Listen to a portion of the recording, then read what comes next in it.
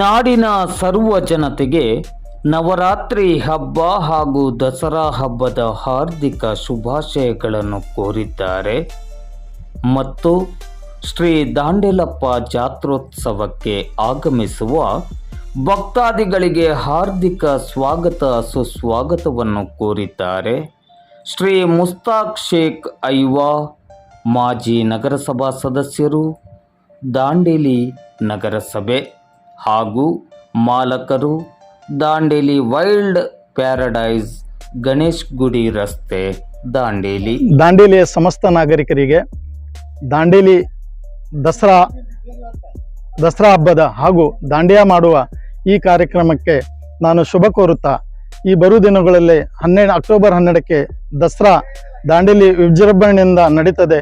ಇದರಲ್ಲಿ ಎಲ್ಲರೂ ಪಾಲ್ಗೊಳ್ಳಬೇಕು.